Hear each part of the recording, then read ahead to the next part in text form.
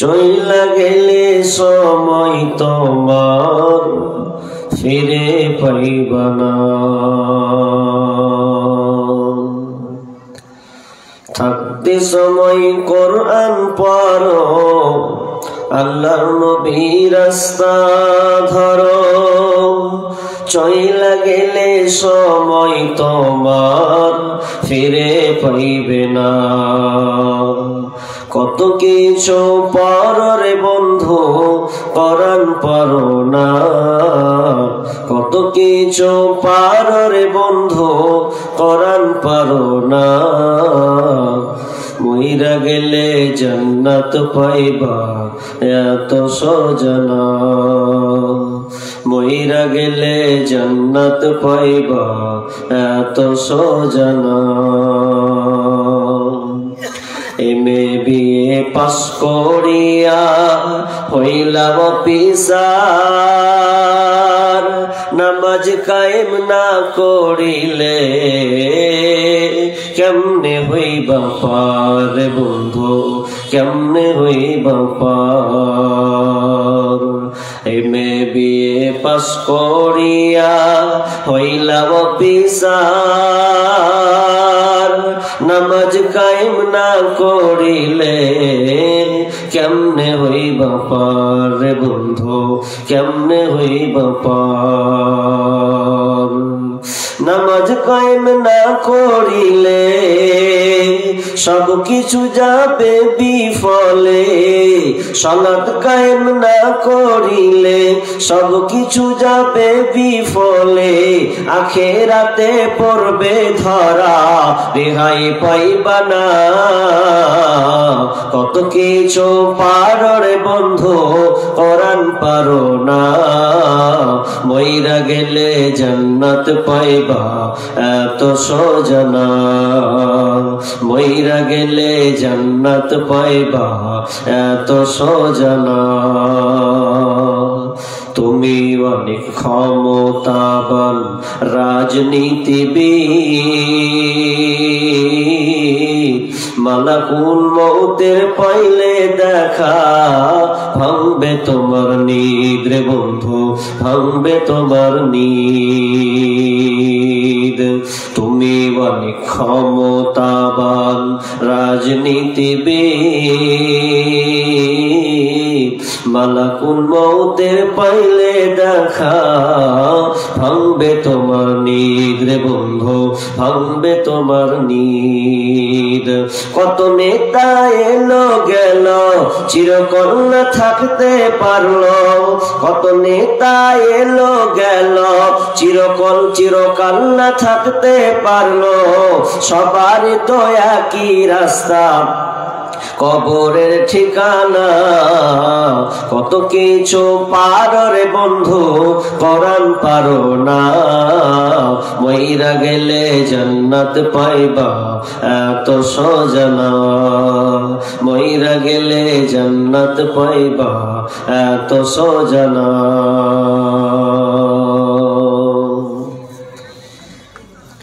উপস্থিত সম্মানীয় সুযোগ্য আজকের এই জলসার স্বনামধন্য সভাপতি, মঞ্চে উপবিষ্ট ওলামা ইকরাম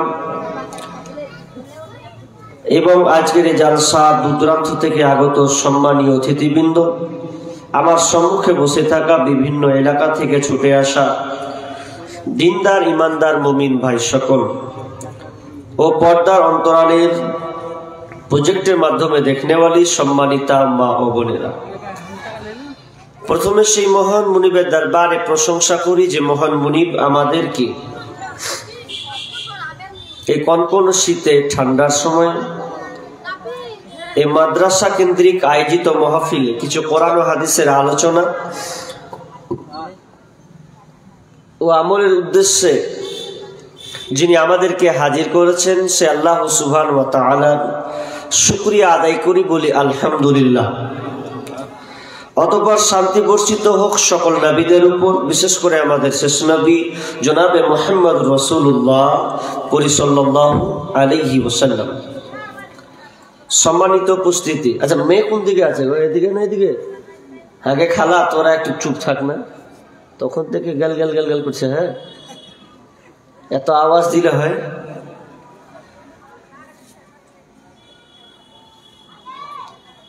আমি আপনাদের সম্মুখে মহাগ্রন্থ আল কোরআন থেকে সূরা বনী ইসরাঈল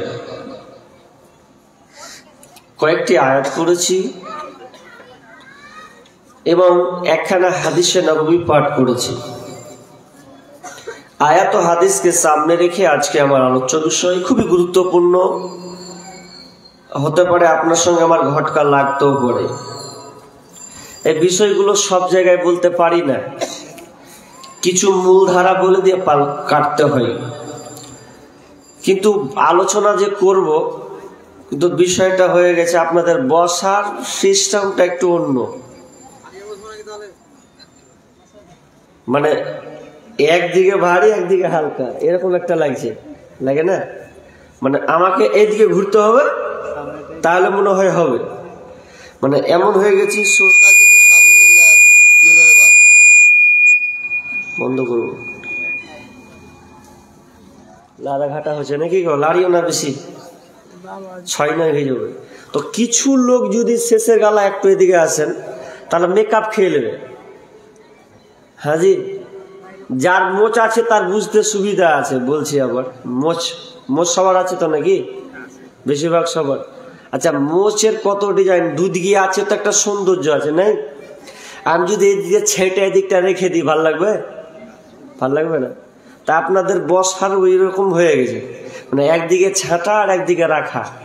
তো কিছু লোকটি এইদিকে আসলে, সবাই না, তাহলে কি হবে, সৌন্দর্য দেখতে ভালো লাগবে, এটা আমি আশাবাদী। কিছু লোককে কাটতে বলছি আল্লাহর হস্তে, ভাই শেষে যদি থাকেন এদিকে এসে বসেন।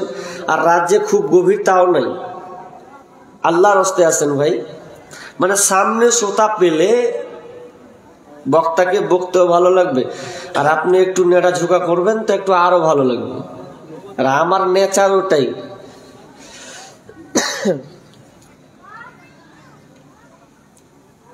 চেষ্টা করেন ভাই, কাটে একটু চেষ্টা করেন, আল্লাহর হস্তে হবে। হবে না মানে আপনি পারলে আর আপনাকে কে থামবে? হ্যাঁ জি, মাশাআল্লাহ, হবে ইনশাআল্লাহ, আল্লাহ তাদেরকে বারাকা দান করুন। আমার আজকে আলোচ্য বিষয় শিরক সম্পর্কে। গত বছর ছিল, এবার দিন 2-1 জায়গায় দেওয়া হয়েছে মাত্র। 2টা বিষয় আছে, সময়কে কেন্দ্র রেখে চেষ্টা করছি ইনশাআল্লাহ।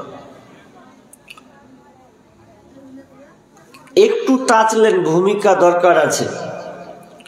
আমরা পৃথিবীতে বাস করি, তো পৃথিবী বাস করতে গেলে নিয়ম কানুন মেনে চলতে হয়, তাই তো?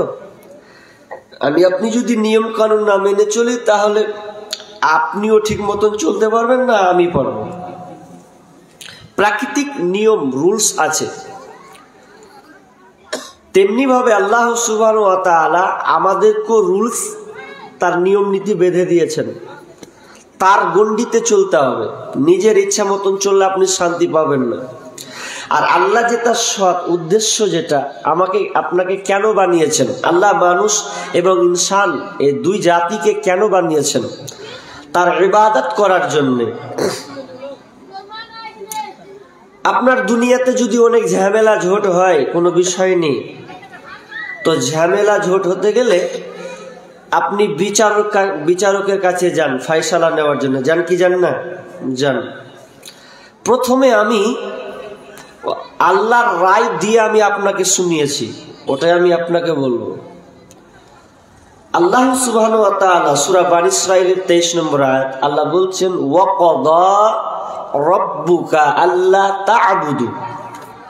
ক্বাদা, ক্বাদা মানে হচ্ছে রায় ঘোষণা করা, কাজী হয়ে যেটা রায় দেয়, এটা হচ্ছে ঘোষণা দেওয়া।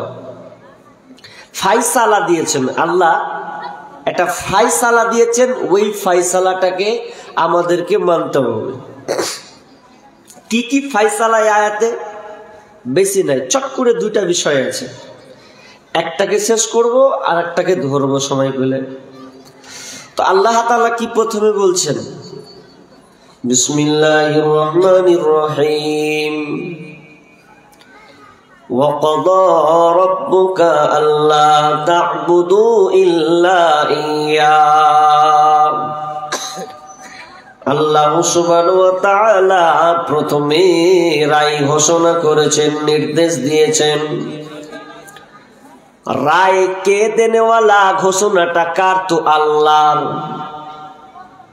পৃথিবীতে আল্লাহর চাইতে বড় রায় ঘোষণা করনেওয়ালা আর পৃথিবীতে দ্বিতীয় কেউ নাই। আল্লাহটাকে তো আল্লাহর রায় কত কঠিন, ফাইসালা কত সিদ্ধান্ত এবং চূড়ান্ত। আল্লাহ বলেন আলাইসাল্লাহু বিআহকামিল হাকিমিন। আল্লাহ হচ্ছেন বড় বিচারকের বিচারক, হাকিমের বড় হাকিম। তো আল্লাহ প্রথমে রায় দিয়েছেন ওয়াকাযা রাব্বুকা, রবের পক্ষ থেকে তোমাদেরকে রায় ঘোষণা দিচ্ছেন আল্লাহ। তো রায়টা যখন আল্লাহর হয়েছে, তার মানে সারা পৃথিবীর মানুষকে মানতে হবে।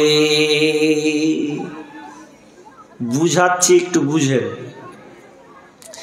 দুনিয়াতে কোনো জিনিসের ঝামেলা যদি হয়, আপনি একটা সর্দার মরণ আনলেন কিংবা কাউকে নিয়ে আনলেন কাজীকে, তো আপনার বিচার আপনাকে ভালো লাগলো না, বাট এটা আপনার বিচার মানবো না। যদি ওর বিচার ফাইসালা যদি আপনি না মানেন, তাহলে আপনার পথ আছে, রাস্তা আছে। রাস্তাটা কেমন? আপনি চলে যাবেন বিচারকের কাছে। বিচারকের আইন আপনাকে মানতে ভালো লাগলো না, তো আপনি চলে যাবেন ম্যাজিস্ট্রেট কোর্টের কাছে। ম্যাজিস্ট্রেট কোর্টের কাছে আপনি যখন আপিল করবেন, আপনাকে যখন একটা সমাধান রায় দেবে, তো আপনি ম্যাজিস্ট্রেট কোর্ট দেখলেন, ভালো লাগলো না, না আমার ইনসাফ হয়নি, তাহলে আপনি চলে যাবেন কোথায়? জজ কোর্টের কাছে। জজ কোর্টের আইন যদি আপনাকে ভালো না লাগে, তাহলে আপনি আপিল করবেন কোথায়? তো হাইকোর্টকে। হাইকোর্টে আপনি আপিল করবেন যে আমার সমাধান আপনি রায় দেন, ভালো করে রায় দেন। এরপরে হাইকোর্ট যখন আপনাকে রায় দেবে, তো হাইকোর্টের রায় যদি আপনাকে ভালো না লাগে, তাহলে আপনি সুপ্রিম কোর্টে আপিল করবেন। সুপ্রিম কোর্টের আইন যদি আপনাকে ভালো না লাগে, বলেন তো সুপ্রিম কোর্টের পরে কি আর কোনো কোর্ট আছে? লাস্ট পর্যায়ে কোর্ট হচ্ছে সুপ্রিম কোর্ট। তো সুপ্রিম কোর্ট যেটা বলবে ওটা আপনাকে মেনে নিতে হবে। তো আমার আল্লাহর উপরে আর দ্বিতীয় কেউ নেই। তো আল্লাহ সুবহানাহু ওয়া তাআলা এক নম্বর আমাদেরকে রায় ঘোষণা করেছেন ওয়াকাযা রাব্বুকা আল্লা তা'বুদু ইল্লা ইয়া। তোমরা আল্লাহর ইবাদত করতে গিয়ে তোমরা অংশীদারি স্থাপন করবে না, আল্লাহকে ডাকতে অন্য কাউকে আর ডাকবে না। ইবাদতের যোগ্য তো একমাত্র আল্লাহ। এখন যদি আপনি বলেন আর আল্লাহকে মানতে যাব কেন, নিজের মন মতন করে চলব, আমার আল্লাহর আইন আমাকে ভালো লাগে না।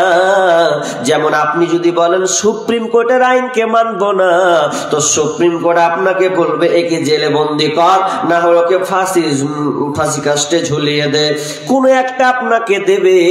আপনি সুপ্রিম কোর্টের আইন আপনি বাধ্য আপনাকে মানতে হবে। ঠিক তেমনি ভাবে আল্লাহর আইন যদি মানতে না ভালো লাগে, তো আল্লাহর কত কঠিন শাস্তি করা। আল্লাহ বলছেন তোদেরকে যদি আমার আইন মানতে ভালো না লাগে, তাহলে তোরা আমার একটা কাজ করে দে, বেশি কাজ করতে হবে না, আমি তোদেরকে কিছুই বলবো না। দুনিয়াতে রাহাজানি করে বেড়াগা, মারামারি করে বেড়াগা, লম্পটি করে বেড়াগা, ছিনতাই করে বেড়াগা, 2 নম্বরি করে বেড়াগা, যা মন চাই করে বেড়াগা, শুধু আমার একটা কাজ তোদেরকে করতে হবে। কি সেই কাজ? আল্লাহ বলছেন ইয়া মাশারাল জিন্নি ওয়াল ইনসি ইন ইসতাতা'তুম আন তানফুযু মিন আকতারিস সামাওয়াতি ওয়াল আরদ ফানফুযু লা তানফুযুনা ইল্লা বিসুলতান। আমার আল্লাহ বলছেন যদি আমার আইন তোদেরকে মানতে ভালো না লাগে তাহলে একটা কাজ সামান্য, তোরা আমার পৃথিবী ছেড়ে অন্য কোথা চলে যা। আচ্ছা বলে এটা কি সম্ভব? এটা তো কোনো মতেই সম্ভব নয়। আল্লাহ বলছেন কোথা যাবি? চাঁদের দেশে যাবি না মঙ্গল গ্রহে যাবি না মাটির তলা ভূপৃষ্ঠের নিচে তুই যাবি? কোনখানে যাবি? না সমুদ্রের তলে যাবি? যেখানে যা না, যেখানে যাক না কেন, আমার সবই রাজত্ব আমার হাতে।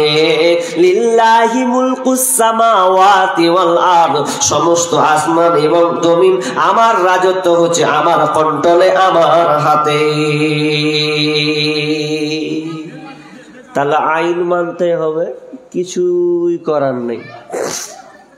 তাহলে এক নম্বর আইন কি? আল্লাহ তা'বুদু ইল্লা ইয়া, তোমরা আমার ইবাদত করতে গিয়ে তোমরা অংশীদার স্থাপন করবে না। একমাত্র ইবাদতের যোগ্য আল্লাহ। এখানে অনেক বহু তত্ত্ব কথা আছে, আপনাকে ধৈর্য সহকারে শুনলে আপনি বুঝতে পারবেন। আচ্ছা, মানুষ পার্টনারশিপ কখন করে গো? ব্যবসা শেয়ার, বুঝেন? শেয়ার ব্যবসা হয় কি হয় না? বন্ধু দুজনে, তিনজনে, চারজনে, এটা শেয়ার ব্যবসা। পার্টনার মানে অংশীদার যাকে বলা হয়। তো শিরক শব্দের অর্থ হচ্ছে অংশীদার। ইংরেজিতে বলা হয় শেয়ার। তাহলে ইংরেজিতে যেমন শেয়ার বলা হয়, অংশীদার দেওয়া হয়। এবার অংশীদারটা কখন হয় জি ভাই? তিনটা ক্ষেত্রে হয়। কটা ক্ষেত্রে বললাম ভাই? তিনটা। দেখেন আপনি হয় কিনা, আপনি বলুন হ্যাঁ তিনটাই হয়। পার্টনারশিপ কখন করে মানুষ? ব্যবসা শেয়ার কখন করে? তিনটা জিনিস যদি তার অভাব থাকে তাহলে ওই শেয়ারটা করে। এক নাম্বার, শেয়ারিং এর ব্যবসা করা হয়। যদি মনে হয় একটা ব্যবসা করতে গিয়ে প্রায় 5 লাখ টাকা লাগবে, এখন আপনার কাছে আছে প্রায় 2 থেকে 2.5 লাখ টাকা। এখন ওই ব্যবসা করতে গেলে তো 5 লাখ টাকা লাগবে। তো এই জন্য আপনি কি করলেন? আপনার বন্ধু হোক, আপনার যে কেউ হোক না কেন, বললেন ভাই আমি এই ব্যবসাটা করব, আমার সঙ্গে কি তুমি শেয়ার করবে? তো বলছে ঠিক আছে করব। দুজনে 5 লাখকে জড়ো করে নেন। এটাকে বলা হয় অংশীদার, এটাকে বলা হয় শেয়ার, এটাকে বলা হয় পার্টনারশিপ। অভাব কি ছিল? টাকা। তো টাকার অভাব কারণে দুজনে একটি হলো, 5 লাখ হয়ে গেল। হাজি এটা একটা মাথায় নিয়ে থাকবেন, কিন্তু আবার প্রশ্ন করব। 1 নাম্বার গেল। নাম্বার 2, আপনার কাছে টাকা আছে, সব কিছু মজবুত আছে, এরপরও আপনি দেখবেন পার্টনারশিপ নিচ্ছেন কেন? তো আপনার বুদ্ধিটা একটু কম। বুদ্ধি যদি কম হয় তাহলে ব্যবসা আপনি করতে পারবেন না। আপনাকে ঠগিয়ে বসিয়ে থাকবে, লসকে লস বহন করতে হবে। তো একজন মেধা বন্ধুকে আপনি চয়ন করলেন, বললেন ভাই বন্ধু রে, তোর মেধাটা খুব শক্তিশালী, তোর ব্রেনটা খুব তাগড়া আছে, তোকে দিয়ে আমি ব্যবসাটা করব। তাহলে এখানে অভাব, পার্টনারশিপ করা হয়, শেয়ারিং করা হয়। যার বুদ্ধি না থাকলে, দুইটা হলো। নাম্বার 3, আপনার কাছে টাকাও আছে, বুদ্ধিও আছে, কিন্তু আপনি অক্ষম, অচল, আপনার দ্বারা সম্ভব না। তো আপনি এই জন্য মনে করলেন যাক আমি তো একদম অক্ষম আছি, তো না, একজন সবল মানুষ, পালুয়ান মানুষকে দিয়ে, ভালো বন্ধুকে দিয়ে আমি ব্যবসাটাকে চালাবো। তাহলে আপনার শেয়ারিং ব্যবসা 3টা ক্ষেত্রে এটা দেখা যায়, স্বাভাবিক গতিতে এটা দেখা যায়। এবার বলেন 1 নাম্বার বলা হচ্ছে, 1 নাম্বার টাকা আল্লাহ নেই, ওই জন্য শেয়ারিং। বলেন তো আল্লাহর কি কোনো টাকার অভাব আছে? আল্লাহর কাছে তো কোনো কিছুর অভাব নাই, কারণ আল্লাহর রহমত তো আপনি শেষ করতে পারবেন না। ওয়া রাহমাতি ওয়াসআত কুল্লা শাই, আল্লাহর রহমত এত চারদিকে আছে যে আপনি এই রহমতগুলোকে আপনি আল্লাহ শেষ করতে পারবেন না। নাম্বার 2, আল্লাহ তাআলার জ্ঞান কতটুকু? আল্লাহর জ্ঞান নিয়ে কি আপনার চিন্তা আছে? বরং আপনার জ্ঞান নিয়ে তো আপনি ব্যস্ত আছে। মানুষকে আল্লাহ কত যে জ্ঞান বিবেক বুদ্ধি দিয়েছে। এরপরে আমার আল্লাহ বলছেন ওয়ামা উতিতু মিনাল ইলমি ইল্লা কলিলা, আল্লাহ বলছেন আমি তোমাকে সামান্যতম জ্ঞান দিয়েছি রে। এই সামান্যতম জ্ঞানে আমরা গোটা পৃথিবীকে আমরা চালাচ্ছি। গোটা পৃথিবী এক দেশের আর এক দেশের খবর নেই, মাটির নিচে কে আছে খবর নিয়ে নেই। তাহলে আল্লাহ তাআলা এত বিবেক বুদ্ধি জ্ঞান মেধা দিয়েছে মানুষকে, যে আল্লাহ মানুষকে দিয়েছেন, তাহলে আল্লাহর জ্ঞান গরিমা কতটা থাকতে পারে। নাম্বার 3 নাম্বার, আল্লাহ ওয়াচল নয়, আলিমুম বিজাতিস সুদূর, আল্লাহ ওয়াচল নয়, আল্লাহ বড় শক্তিশালী, আলিমুন কাদির, তিনি এমন এক প্রজ্ঞাময়, তিনি এমন ধর শক্তিশালী ব্যক্তি, তার কাছে এতটা ক্ষমতা বানাছে, যদি বলে কুন ফায়াকুন তো সঙ্গে সঙ্গে হয়ে যাবে। আল্লাহর এতটা ক্ষমতা। কি ক্ষমতা নেবেন আল্লাহর? দেখলেন তো ক্যালিফোর্নিয়া আমেরিকান বলে একটি জায়গা, যে জায়গা দাবানল বলে একটা জায়গা, তার মানে ওখানে আগুন নিভানোর একটা পরিকল্পনা যেখানে রাখা হয়েছে। সামান্য ছোট্ট একটা ঘরে আগুন লেগেছে, সামান্য ছোট্ট ঘরে একদম বাথরুমের মতন একটা ঝড়, ওই ঘরটাতে সামান্য একটু আগুন লেগেছে, তো ওই টুকরো আগুনকে গোটা ক্যালিফোর্নিয়াকে একদম দাও দাও দাও দাও করে জ্বালিয়েছে। তাহলে আল্লাহর ক্ষমতা, আরে মানুষ তুমি একটু অনুধাবন করো আল্লাহ কি না করতে পারে। তাহলে আল্লাহর ক্ষমতা অনেক, যা কোনো দ্বিতীয় কোনো কেউ না। 7 কথা সূরা ইখলাসের অর্থ পড়লে আপনি পেয়ে যাবেন। সূরা ইখলাস এর অর্থটা যদি আপনি পড়েন তাহলে আপনি বুঝতে পারবেন। তাহলে কি বুঝলেন? পার্টনারশিপ হয় কখন? এই 3 কারণে। আচ্ছা, আল্লাহর মধ্যে এগুলো পেলেন? আপনি পেলেন না, তাহলে আপনাকে কে বলেছে মাধ্যম ধরতে? কিছু লোক বলছে যে ওসিলা মাধ্যমে ওসিলা ধরতে হবে, ওসিলা ধরতে হবে। তো দলিল কি? বলছে সূরা মাইদা 35 নম্বর আয়াতে দলিলের কথা আছে, ওটা ধরতে বলেছেন। কি কি আয়াত আছে ওখানে? বলছে ইয়া আইয়ুহাল্লাযীনা আমানুত্তাকুল্লাহা ওয়াবতাগু ইলাইহিল ওয়াসিলা, তোমরা আল্লাহকে ভয় করো, হে ঈমানদারেরা তোমরা আল্লাহকে ভয় করো এবং তোমরা ওয়াসিলার মাধ্যমে আল্লাহর কাছে চাও। তোর আবার অর্থ করে দিলে ওয়াসিলা মানে কোনো মাধ্যম ব্যক্তিকে ধরতে হবে। তো মাধ্যম ব্যক্তিটা কে? তো বাবাকে ধর।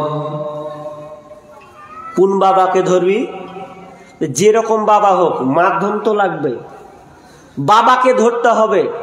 তো তোর বাবাটাকে বলছে ন্যাংটা হলো হোক গা, কোনো ব্যাপার নেই, বাবা তো বাবাই। তো এ ন্যাংটা কিছু কিছু জায়গাতে আছে যে বাবা যদি উলঙ্গ আছে তাও বলছে এটা ওয়াসিলা, এর মাধ্যমে ধরতে হবে। মানে এ বিশাল ব্যাপার, দামি জিনিস। কেন? কিন্তু ও বোকা সলফে সালিহিন মুহাদ্দিসিন کرام কি অর্থ করেছেন, কি ব্যাখ্যা দিয়েছেন, এটা কোনো মাথা ব্যথা নেই। ওরা নিজেরাই নিয়ে নিয়েছে যে বাবার কাছে চাইতে হবে, এটা মাধ্যম চাইতে বলা হয়েছে যে বাবা যেমন হবে তেমন হবে, বাবা তো বাবাই। ওরে ও ভণ্ড বাবা নাই, ভণ্ড বাবা নাই, এরকম নাই। ওরে দয়াল বাবা ভণ্ড বাবা লাগে আমার ডর, ফেরেশতারা মোগর মারবে কবরের ভিতর। বাবারে ফেরেশতারা মোগর মারবে কবরের ভিতর। ও দয়াল বাবা আমার এত গুণী, পেশাব করার পর লয় না রে পানি, শুধু টানা টানি হানাহানি পর্দার ভিতর। ওরে ও ভণ্ড বাবা, ওরে ও খাজা বাবা, ওরে ও ন্যাংটা বাবা, রোজ হাসরে দেখবে তোমার কোন বাবা। এক বাবা উলঙ্গ হয়ে আছে, মানে ওটার মাধ্যম ওরা করছে, ওর কাছে যা চাইবি তাই পাবি। কি পাবো তোর বাবার কাছে? বলছে ন্যাংটা, তো কি পাবো ওর কাছে আমি?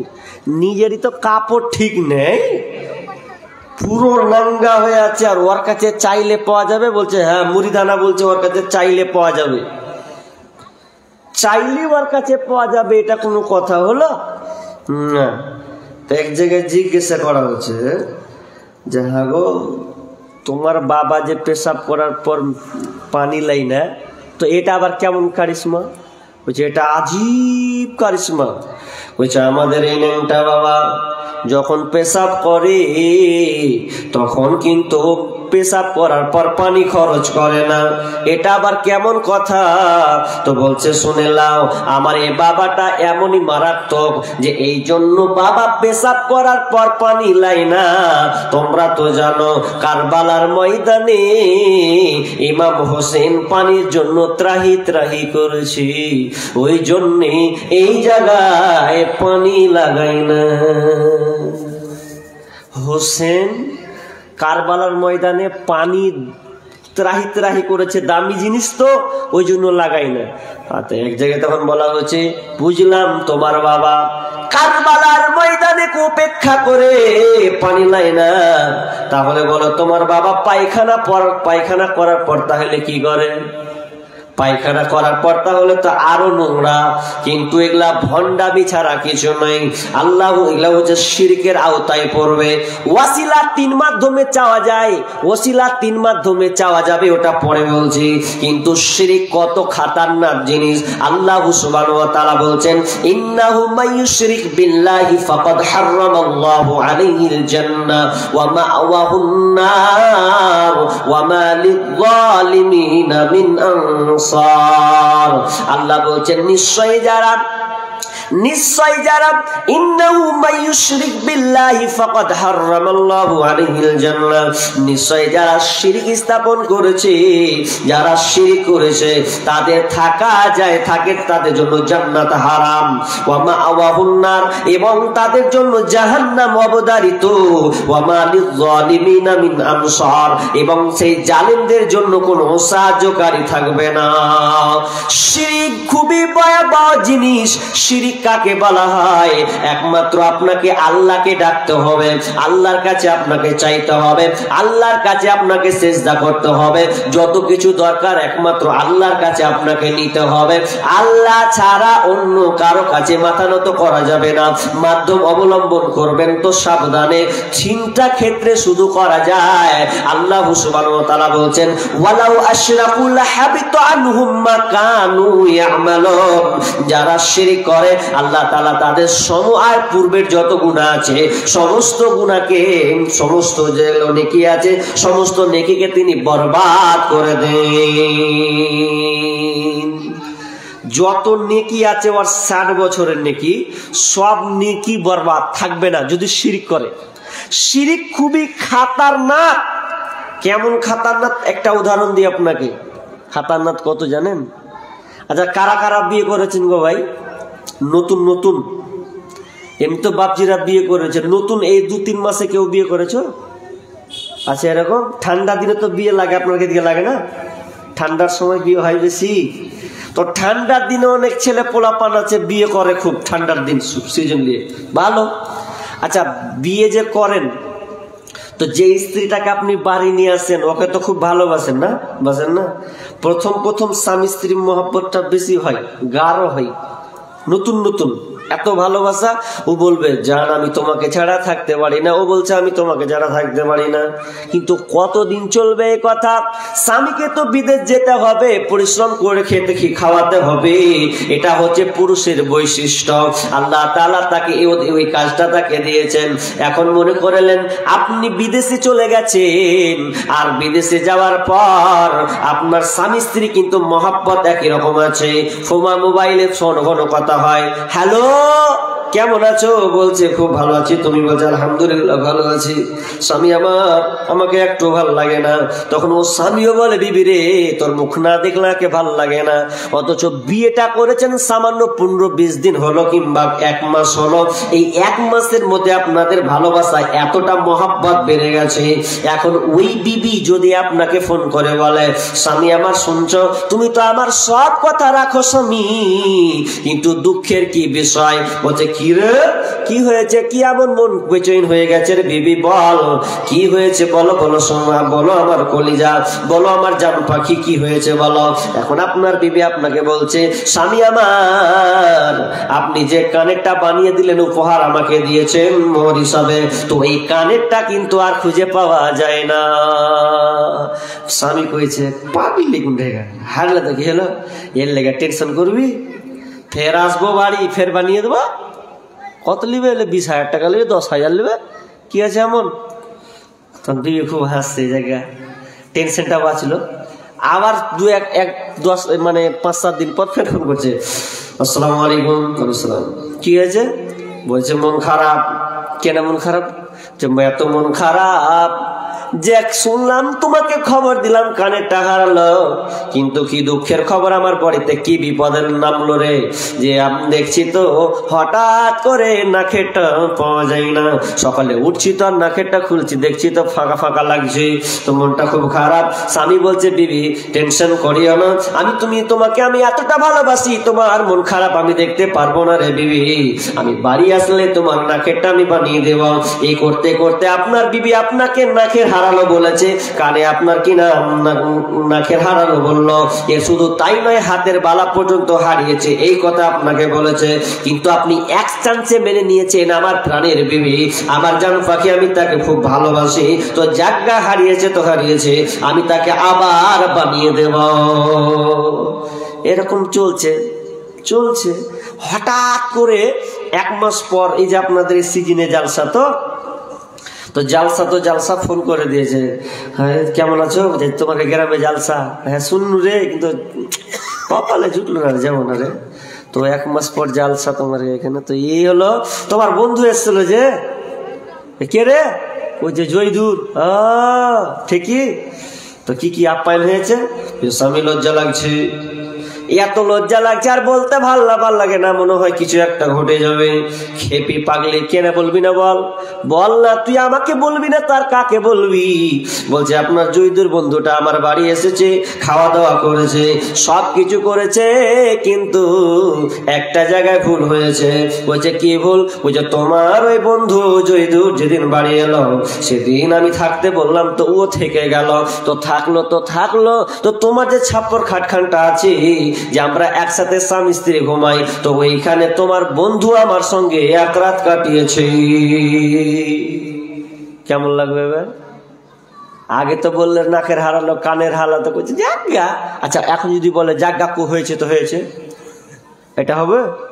এই তো মিটার 100 সাল উপরে উঠে যাবে, কি কইলি তুই?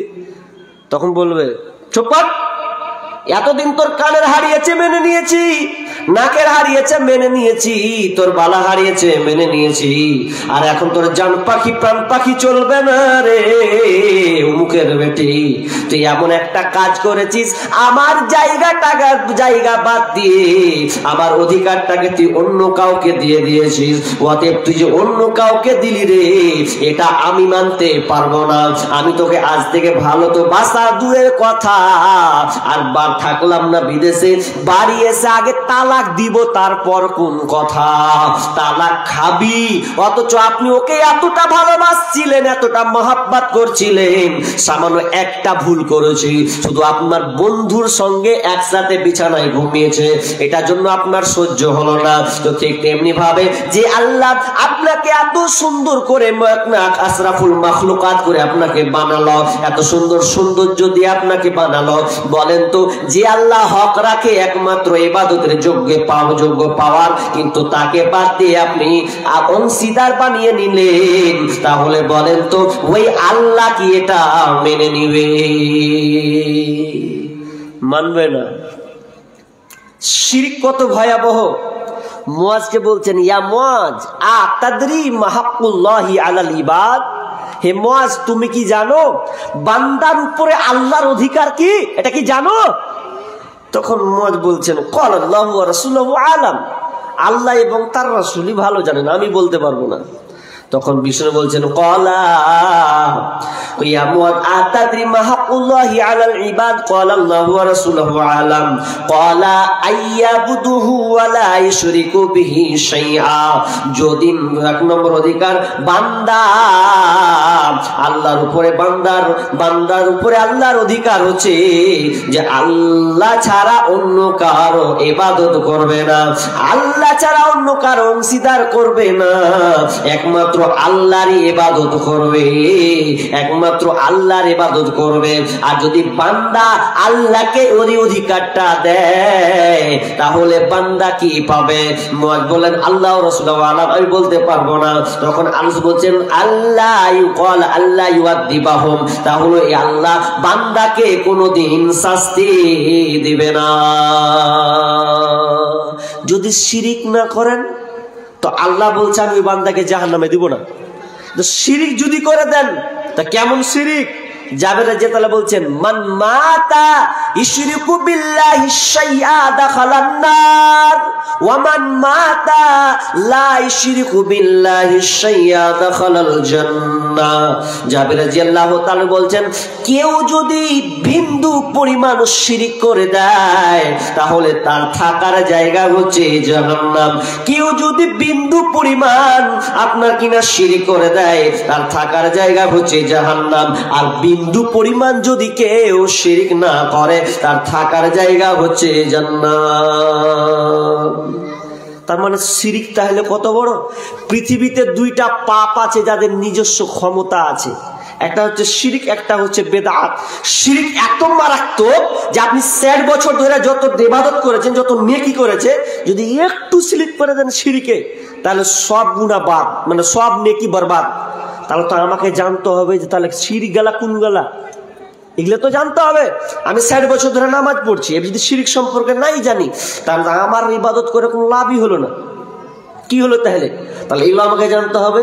শিরিক খুবই খাতারনাক গো। আপনাকে আর একটা উদাহরণ তাহলে আপনি বুঝতে পারবেন।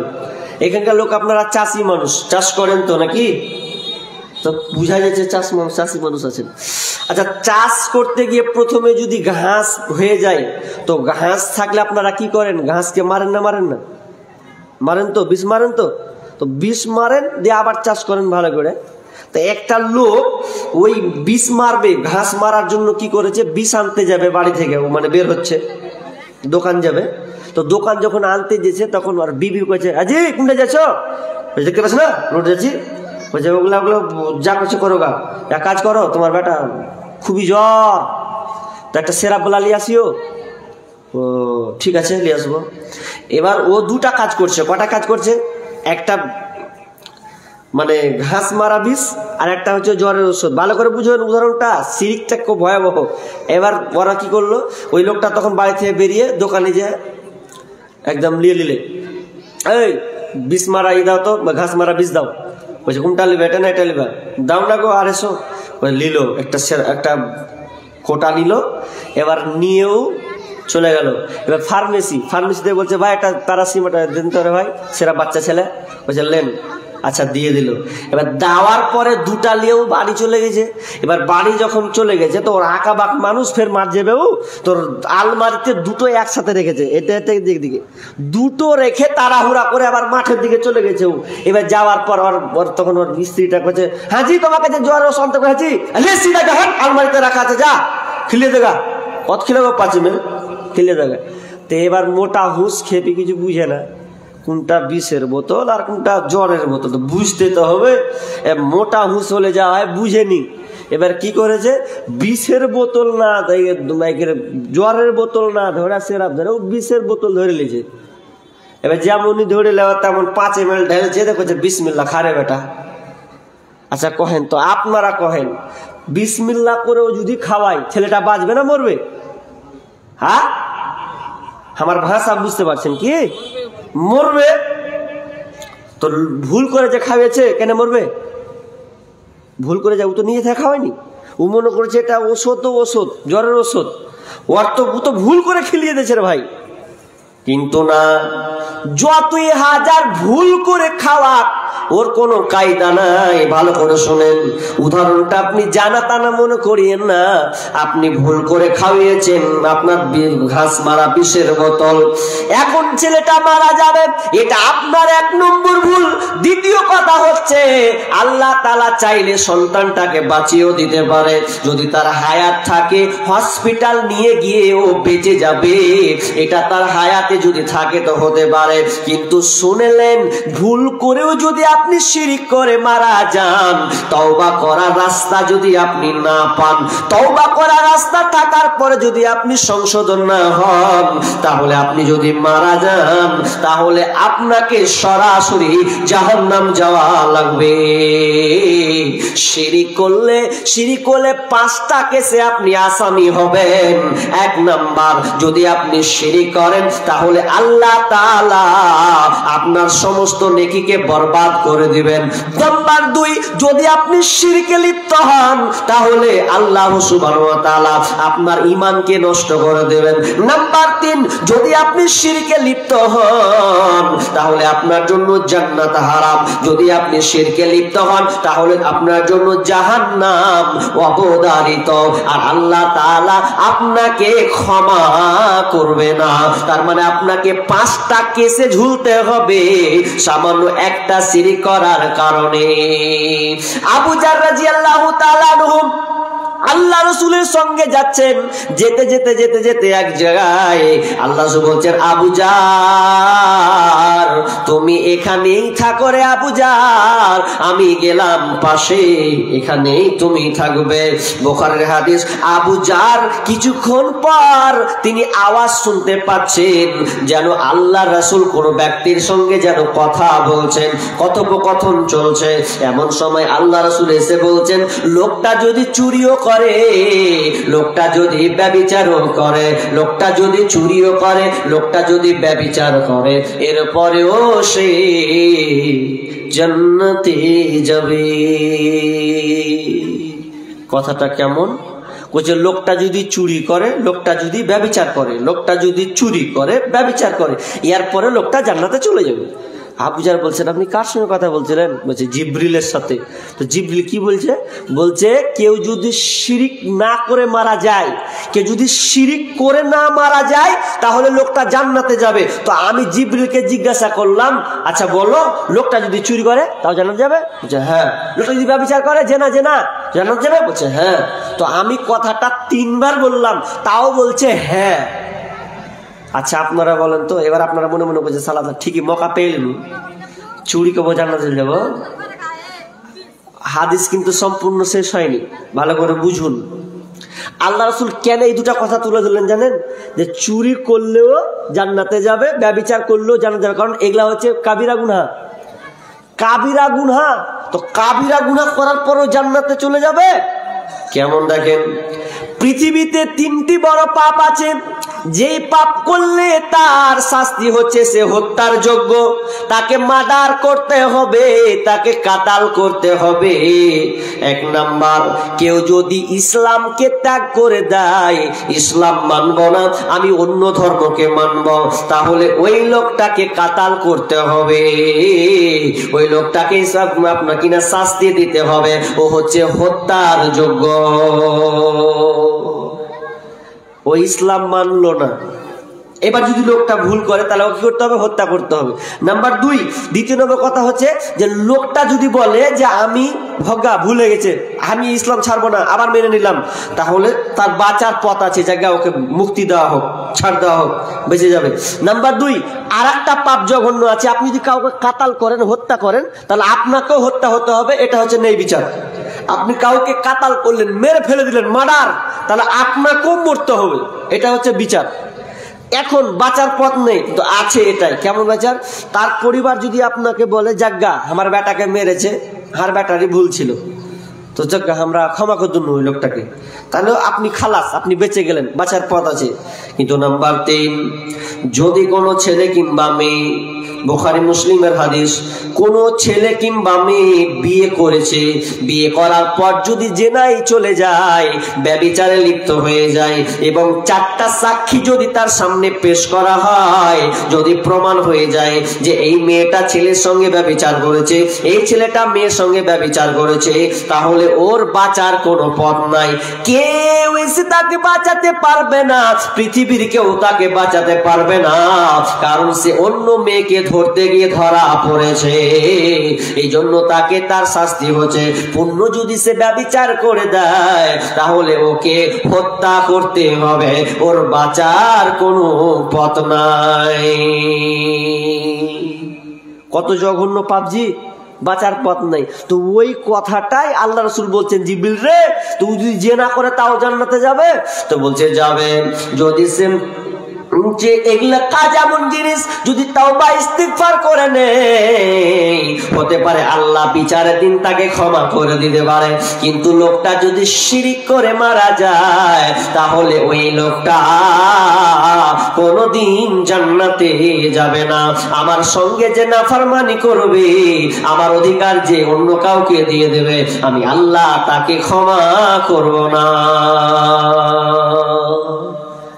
এবার বলেন, এতক্ষণ যা বললাম, এবার মেন কথায় আসি। এবার আমরা শিরক করি না? একটা একটা করে বলবো, খালি ধরবেন, বাড়তে যা হচ্ছে হয় না। আল্লাহ তাআলা সূরা ইউসুফে বলছেন, 116 নম্বর আয়াত, ওয়ামা ইউমিনু আকসারুহুম বিল্লাহি ইল্লা ওয়া হুম মুশরিকুন। আল্লাহ তাআলা বলছেন, অনেক লোক ঈমান আনার পরেও মুশরিক, অনেক লোক আছে ঈমান আনার পরেও সে মুশরিক হয়ে আছে, তার মানে ও ঈমান হারা হয়ে বসে আছে। একটা কথা বলি, হাদিস, 1 নম্বর হাদিস, রাসূল কি বলছেন, মান হালাফা বিগাইরিল্লাহি ফাকাদ আশরাক। কেউ যদি অন্যের নামে কসম খায়, আল্লাহকে বাদ দিয়ে অন্যের নামের কসম খায়, তাহলে সে শিরক করলো। আমরা অন্যের নামে কসম খাই কি খাই না? অনেক লোক আছে হার বাপের কিড়া, কে বলে হার মায়ের কিড়া, খায় কি খায় না? এরকম কিড়া খায়। কেউ আবার কি বলবো জঘন্য কথা, নিচে নেমে যাবে শুদ্ধ হাত দিয়ে বলছে এটার কিড়া, আমি এই কাজ করিনি। এটা হচ্ছে সবচাইতে জঘন্য, এটা শিরক হয়ে যাবে। যদি আপনাকে কিড়া খেতে হয়, কার নামে খেতে হবে? আল্লাহর নামে। আর কোনো জিনিসের কিড়া খাওয়া চলবে না। কিন্তু আমরা অনেকে খাই এই কাজটাকে মজবুত করার লেগে, কখনো মায়ের কিড়া খেয়ে লিছি, কখন বাপের কিড়া খেয়ে লিছি, কোনো ছেলের কিড়া খেয়ে লিছে, ইত্যাদি ইত্যাদি। কিন্তু অনেকে কোরআনে তো কিড়া খেয়ে লিছেন না। তাহলে কিড়া যদি খেতে হয়, কসম যদি খেতে হয়, তাহলে আপনাকে আল্লাহর নামে খেতে হবে। এবার ভালো করে শুনুন, আপনি যে কিড়াটা খাচ্ছেন, কসমটা করছেন যে আল্লাহর কসম বে, এটা আমি করিনি রে ভাই, করলে অমুক করিস বা তুমুক করিস, এরকম কিড়া খায়। আচ্ছা, যে কিড়া খাচ্ছ ভালো করে শুনো, যদি কেউ আল্লাহর নামে কিড়া খায়, কসম খায়, আর যদি বলে, আর কাজটা যদি তার ভুল হয়, তাহলে শুনলেন তার শাস্তি কি, ভালো করে মনে রাখেন। তার শাস্তি হচ্ছে কোরআন বলছে, তাকে যদি রোজা রাখতে হয় তো মিনিমাম 3টা রোজা রাখতে হবে। কয়টা? 3টা রোজা রাখতে হবে। কসম ভুল খেয়ে 3টা রোজা রাখতে হবে, নইলে তাকে 10 জন মিসকিনকে আপনার কিনা বস্ত্র বা আপনার কিনা অন্ন দান তাকে করতে হবে, 10 জন মিসকিনকে তাকে খাওয়াতে হবে। কেউ যদি কিড়া খেয়ে নেয়, আর যদি ওটা সঠিক না হয়, মানে কিড়া খেয়েও বেঁচে গেল কিন্তু বাঁচলো না, ওর কাফারা কি? ওকে 3টা সিয়াম রোজা রাখতে হবে, আর না 3টা পারলে ওকে 10টা মিসকিনকে খাওয়াতে হবে। এর নেই। শিরিক সমাজে বহুত আছে। শিরিক এমন শিরিক, আপনাকে ছোট ছোট কয়েকটা শিরিক গুলো আপনাকে বলছি, কিন্তু এগুলো সবচাইতে বেশি প্রচারিত আছে। দেখবেন সাইকেল ট্রাক চলে কি চলে না? তো ট্রাক চলে, পেছন দিকে স্যান্ডেল ঝুলায় কি ঝুলায় না? দেখেছেন? স্যান্ডেলটা কেন ঝুলাই যে বাপ? কিসে লেগে ঝুলায়? জিজ্ঞেস করছি যে স্যান্ডেল কেন ঝুলায়? তো তো বলছে স্যান্ডেল ঝুলালে গাড়ির উপরে কেউ নজর দিবে না, নজর তোর ঘোড়া গোষ্ঠী গেলাই আমি, নজর দিবে না, আর নজর দিবে না, আর কোনো দুর্ঘটনাও ঘটবে না এইরকম, এই জন্য ওরা স্যান্ডেলটা ঝুলাই। তো এটা হচ্ছে শিরক। যদি কেউ বলে যে এটা স্যান্ডেল দিলাম, চলবে না। অনেক লোক দেখবেন গাছে শুদ্ধ স্যান্ডেল টাঙছে, কে ঝাঁটা টাঙছে, কে হাঁড়ি চাপেছে, এরকম আছে না নাই? শিরক, মারাত্মক শিরক। এগুলা ছোট মোটো মনে করিয়েন না। তার মানে আপনি বলতেছেন যে গাছের উপরে কেউ নজর মানবে না, তাহলে না, এটাও শিরক হবে। খবরদার আপনি কাজটা করবেন না, শিরক। আমরা অনেক মা বোন পর্যন্ত জানি না, অনেক মা বোন দেখবেন সন্ধ্যা হয়ে গেলে আর ঝাড়ু ঝাঁটা দেয় না, ছুঁয়ে দেয়। কেন? বলছে ঝাড়ু ঝাঁটা দেওয়া যাবে না, দিলে বরকত থাকবে না, কুলক্ষণ হবে সংসার। এই জন্য দেখবেন মায়েরা আছে অনেক আবর্জনাকে এক কোণাতে রেখে দেয়, ঝাড়ু দেওয়ার মাগরিব পর ফেলে না। যদি এই রকম কুধারণা করে তাহলে এটা শিরক হবে। অনেক আমার মা খালা আছে, যদি বৌমা যদি জানতে পারে, কোন শাশুড়ি যদি জানতে পেরে যায় যে আমার বৌমা আজকে না পাক আছে, তো আগে খানিকটি জাক মেরা হবে, গোসল করগা, গোসল করগা, তারপরে হাতে পাতিলে হাত দিবি, তাছাড়া হাত দিবি না। এটা হচ্ছে শিরক।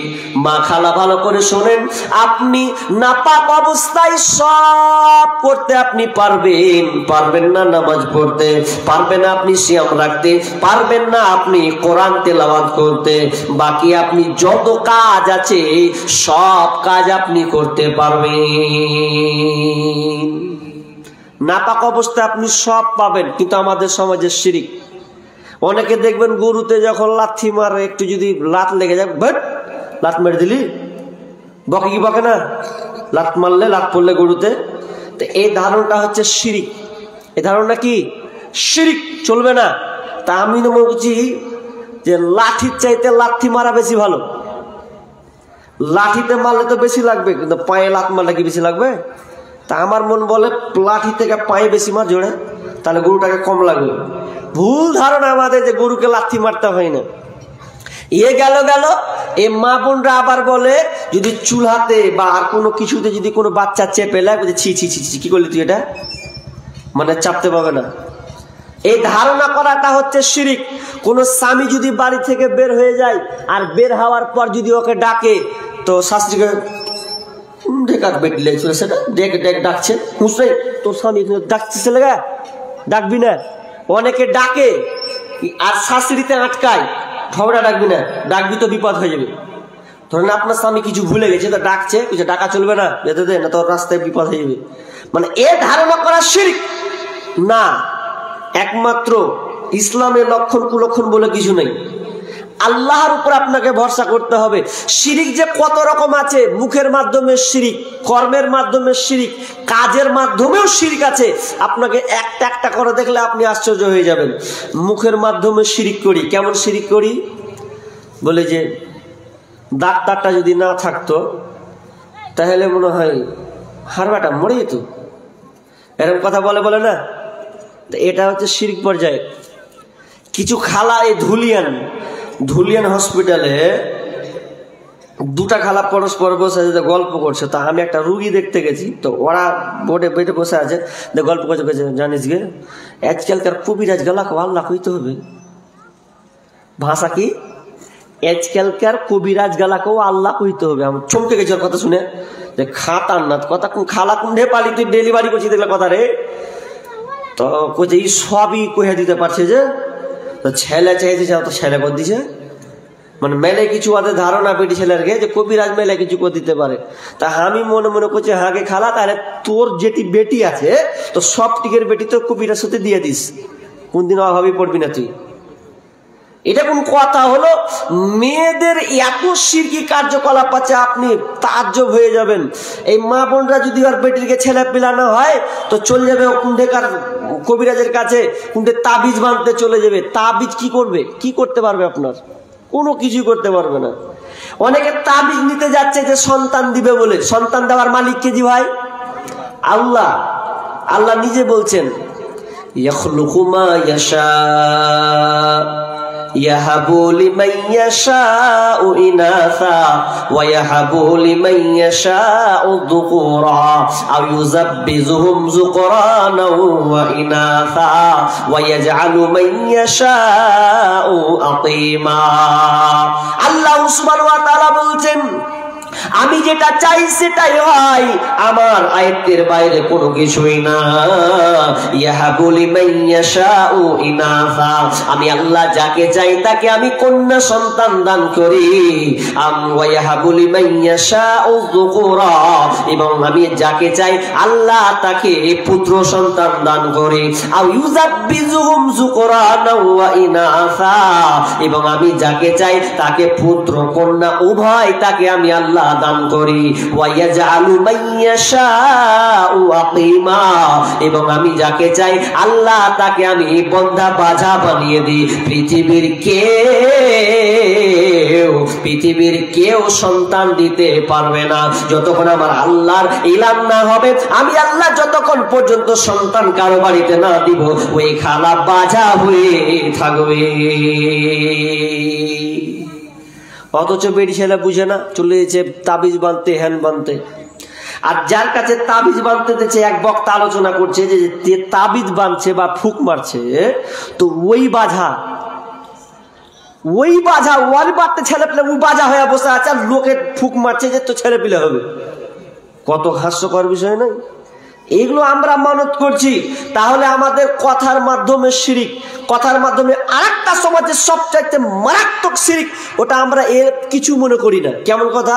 আপনার ছেলের নাম দেখবেন অনেকের নাম আছেন আব্দুর রহমান, নাম আছে না নাই? আছে। আব্দুর রাজ্জাক, আব্দুল সত্তার, আব্দুর রহিম, নাম নাই? আছে। কিন্তু আমরা অনেক সময় আল্লাহকেও গালি দিয়ে দিই ডাকতে গিয়ে। আপনি যে আপনার ছেলের নাম আব্দুর রাজ্জাক রাখলেন, তো আব্দুর রাজ্জাক মানে কি? অথচ আপনি পূর্ণ নাম ডাকছেন না, ডাকছেন রাজ্জাক। ডাকে না, রাজ্জাক শুন বলে না? আর বলে তো বলে, অনেক আবার গালি দেয়, সালার বেটা রাজ্জাক শুনতে পাই না বে, এত করে গাল দেয়। তো গালটা কাকে দিলে? গালটা আল্লাহকে বললো। রাজ্জাক রিজিক দেনেওয়ালা, রিজিক দাতা কে? আল্লাহ। তাহলে আপনি নাম ডাকতে গিয়ে এখানে আপনি শিরিক করে দিচ্ছেন, এবং তাকে আপনি রিজিকের মালিক বানিয়ে দিচ্ছেন, আপনি আবার গালিও দিচ্ছেন। তাহলে এটা এক পর্যায়ে শিরিক। আপনার ছেলেকে আপনি রাজ্জাক বলতে পারবেন না। যদি আপনি বলেন তো পূর্ণ নাম ডাকেন, আব্দুর রাজ্জাক এভাবে ডাকবেন, আব্দুর রহিম এরকম ডাকবেন, আব্দুল খলিল, আপনাকে পূর্ণ আপনাকে ডাকতে হবে। কিন্তু আমরা ডাকছি কেমন? এই স্যাম্পল সিফাত শুধু নিচ্ছি, না, চলবে না। যদি করেন তাহলে এটা একটা শিরিক পর্যায়ে চলে যাবে। শিরিক অনেক আছে, আপনার ছেলেকে আপনাকে শিখাতে হবে। শিরিকের ডিফিনিশন অনেক বলা যাবে না। আমাদের সমাজে আর একটা শিরিক আছে, আপনাদের দিকে আছে কিনা জানি না। তো শিরিকটা নতুন উঠেছে এখন, নতুন। কেমন নতুন? আপনার মেয়ে প্রেগনেন্ট, পেটে বাচ্চা, তা আপনার বাড়িতে আছে, বড় লোকের বাড়িতে এটা বেশি হয়। কেমন হয়? যে আপনার মেয়ে শুয়ে আছে, তো ওয়ার বেডের সামনে একটা ছবি টাঙিয়ে দেয়। ছবিটাকে সুন্দর চেহারা দেখতে, এত সুন্দর চেহারা, একটা বিউটিফুল দেখতে সুন্দর একটা মেয়ের ছবি বা ছেলে ছবি টাঙিয়ে দিয়েছে। তখন ওর মেয়েকে বলছেন, এদিকে তুই খালি বারবার তাকাবি। যে কেন তাকাবো? বলছে এদিকে যদি বারবার তাকায় তো ছেলে সুন্দর হবে। এটা একটা নতুন করেছে, মানে ওর বেডের সামনে একটা ছবি টাঙিয়ে দেবে তো ভালো ছেলে হবে। এটা শিরিক, চলবে না। কত খালা সন্তান হতে গেলে দেখবেন ঘরে দাউলি লিয়া ছুঁতে থাকে, দাউলিয়ার পেঁয়াজ আর না হ্যান ত্যান লাগিলাই না, লিয়ে ঘরে বসে থাকে। কেন? বলছে এটা নিলে কোনো বদনজর লাগবে না, জিন ভূত আসবে না। তো এই জন্য নাই, এগুলো হচ্ছে শিরকের পর্যায়ে চলে যাবে। শুধু তাই নয়, শিরিক এত খাতারনাক, শিরিক আমরা অনেক সময় করে ফেলি। আল্লাহ রাসূল মুসনাদে আহমদে একটা হাদিস পেশ করছেন, সামান্য একটা মাছির কারণে একটা লোক জান্নাতি, আর সামান্য একটা মাছির কারণে একটা লোক জাহান্নামে। মাছির কারণে জাহান্নামে, মাছির কারণে জান্নাতে? বলছে হ্যাঁ। আল সাহাবীরা বলছে বুঝতে পারলাম না, একটু বলেন তো। তো বলছেন একটা গ্রামে একটা মূর্তি আছে, একটা ভাস্কর আছে, ওই মূর্তি ভাস্কর ওই জায়গা দিয়ে সবাইকে যেতে হয়, যে যায় সবাই মানত আপনার কিনা দেয়, আপনার কিনা উৎসর্গ করে, ওই দেবতার নামে কিছু উৎসর্গ করে। তখন একটা লোক বলছে ভাই দাও। ও বলছে আমার কাছে কিছু নেই, কি দিব? তোমাদের দেবতাকে আমি কি দেব, কি দিয়ে উৎসর্গ করব? তো বলছে কিছু যদি না থাকে অন্তত মাছি মেরে দাও। ও বলছে মাছি ব্যাপার নয়, বাবা ভবা করে ঘুরছে, পাটাম করে মেরে দিলে একটা লাভ তোমার দেবতাকে দেব। তো বলছে যে মাছিটাকে দিল দেবটাকে, ভাস্করটাকে আপনাকে দিল, মূর্তিকে দিল, উৎসর্গ করলো, সামান্য মাছি দিল, আল্লাহ বলছেন ওই লোকটা জাহান্নামে, ওই লোকটা জাহান্নামে চলে গেল। আর একটা লোক যখন যাচ্ছে একটা রাস্তা দিয়ে, তো যেতে যেতে যেতে যেতে ওকে বলছে আমাদের মূর্তিকে কিছু দাও, কিছু দাও, তারপরে কেটে পড়ো। বলছে আমি কিছুই দিব না, কিছু নাই। বলছে মাছি মারা? বলছে মাছিও মারবো না, আমি কিছুই দিতে পারি না, আপনাদের মূর্তিকে কেন আমি দিতে যাব, কেন সাহায্য করতে যাব, কেন উৎসর্গ করতে যাব? কথা কাটাকাটি হতে হতে এক পর্যায়ে তারা লোকটাকে মেরে ফেলে দিল। বিষ্ণু বলছেন ওই লোকটা জান্নাতে চলে গেল। সামান্য একটু। এবার আপনি পরিবেশে বাস করছেন, তো পরিবেশে বাস করতে করতে বলেন তো, বন্ধু বান্ধব আছে, হিন্দু হতে পারে, মেলে কেউ হতে পারে, যে আপনি কেউ চাঁদা চাইতে এলো যে 10 টাকা দেন, হ্যাঁ আর কে টাকা, হ্যাঁ নেই রে খ্যাপা নেই, দাও 10 টাকা দাও, আপনি দিয়ে দিলেন। আপনার 60 বছরে যত জিন্দেগি, যত আমল সব শেষ, বরবাদ। আপনি খুশি করলেন, দেবতাকে আপনি দিয়ে দিলেন। রাস্তাতে অনেক ধরে কি ধরে না, রাস্তাতে ধরে 5-10 টাকা যা দিবে দাও, আর আপনি বলছেন ও বলছেন চন্দন দাস তুমি নাকি, হ্যাঁ 10 টাকা দিয়ে দিলেন। তাহলে আপনার যত নেকি আছে সব বরবাদ। আপনি ওদের দেবতাদেরকে আপনি একটা টাকাও দিতে পারবেন না, কিন্তু আমরা অনেকে দিয়ে থাকি। এখান থেকে ফিরে আসতে হবে। যদি জোর জবরদস্তি করে যে আপনাকে দিতে হবে, তাহলে আপনি এক কথাই বলবেন ভাই জোর জবরদস্তি করে তোর কোনো লাভ নাই, যদি পারিস তো বল, তোকে চায়ের দোকানে নিয়ে যাবো, তো মিষ্টির দোকানে তুই যা খাবি গিল খা, আমার আপত্তি নাই, কিন্তু তোদের মূর্তিকে আমি 1.25 না 1 আনাও দিব না। কিন্তু আমরা অনেক সময় চাঁদা দিয়ে দিই, দোকানে গিয়ে চাঁদা দিয়ে দিই। তাহলে এটা কত মারাত্মক শিরক, যে আপনার জিন্দেগি যত নেকি আছে সব বরবাদ হয়ে যাবে। অতএব সাবধান, শিরক খুব খাতারনাক জিনিস, খুবই মারাত্মক জিনিস। আমরা কথায় কথায় অনেক শিরক করে ফেলি। আমরা ধার দিই না, ধার দিলে পুরো সময়টা ধারে চলে যাবে, এরকম মনে করে আমরা অনেকে দোকানদারে ধার দিই না, এখনি খুলনু, হ্যাঁ আর তুই ধার দিতে চলে এসছিস, এই ধারণা করছেন, এটা শিরক, একদম শিরক করা, এটা চলবে না। তাহলে এগুলো থেকে আমাদেরকে বাঁচতে হবে। সমাজে অনেক শিরক আছে, ঈমান আনো রে, আবার ঈমান আনো রে, এ দুনিয়া মাজার, পশ্চিমে তাকাইয়া দেখো বেলা যাই ডুবিয়া, আবার ঈমান আনো রে, আবার ঈমান আনো রে, কালেমা পড়িয়া পশ্চিমে তাকাইয়া দেখো বেলা যাই ডুবিয়া, আবার ঈমান আনো রে। মাঠে ঘাটে ইন্টারনেটে ধর্মের প্রচার বেশ, সবাই এখন ধার্মিক সাজে আমলে নাইলেস, যে যার মতন চললে মানে, যে যার পথে চললে মানে, কোরআন হাদিস ছাড়িয়া আবার ঈমান আনো রে, কালেমা পড়িয়া পশ্চিমে তাকাইয়া দেখো বেলা যাই ডুবিয়া, আবার ঈমান আনো রে। তার মানে আপনাকে যত শিরকে আমরা নিমজ্জিত আছি, এগুলো থেকে আমাদেরকে বাঁচতে হবে। কসম খাবেন আল্লাহর নামে, কোনোদিন তাবিজ বাঁধবে না, এগুলো থেকে আপনি বাঁচার চেষ্টা করুন। খবরদার যুক্তি দিয়ে ইসলাম চালাবেন না, ইসলাম কোনো যুক্তির উপর নির্ভরশীল নয়, কোরআন সুন্নাহ মোতাবেক আপনাকে মানতে হবে। তার যতগুলো আপনাকে একটা একটা করে বললাম, অনেক শিরক আরো আছে, এগুলো শিরক খুব ভয়াবহ জিনিস। আল্লাহ তাআলা বলছেন যে শিরক করবে তার থাকার জায়গা হচ্ছে জাহান্নাম। নাম্বার নাম্বার 2 ওয়াবিল ওয়ালিদাইনি ইহসানা, দ্বিতীয় নম্বর রায় দিয়েছেন তোমরা পিতামাতার সঙ্গে সৎ ব্যবহার করবে, সব পিতামাতার সঙ্গে ভালো ব্যবহার করবে। ইম্মা ইয়াবলুগান্না ইনদাকাল কিবারা আহাদুহুমা আও কিলাহুমা, যদি তোমাদের পিতামাতা বার্ধক্যে চলে গেছেন, বৃদ্ধ হয়ে গেছে, বয়স্ক হয়ে গেছে, তোমাদের বাপ কিংবা মা একজন কিংবা দুইজন তারা যদি বৃদ্ধ বার্ধক্যে পৌঁছে যায়, তাহলে তোমরা কি করবে? ইম্মা ইয়াবলুগান্না ইনদাকাল কিবারা আহাদুহুমা আও কিলাহুমা ফালা তাকুল্লাহুমা উফিউ, তাহলে খবরদার উফ শব্দ ব্যবহার করবে না। ওয়ালা তানহারহুমা, এবং তোমরা ধমকে চেঁচিয়ে কোনো কথা বলবে না। ওয়াকুল্লাহুমা কাওলান কারিমা, এবং তোমরা শ্রদ্ধাজনিত কণ্ঠে কথা বলবে। আমরা পিতামাতার সঙ্গে ভালো ব্যবহার করি ভাই। 2 নম্বর কি বলেন আল্লাহ? পিতামাতার সঙ্গে ভালো ব্যবহার করতে হবে। করি খুব কম। সোশ্যাল মিডিয়াতে খালি তোর পার লেগে আছে পিতামাতার পিতামাতার পিতামাতা।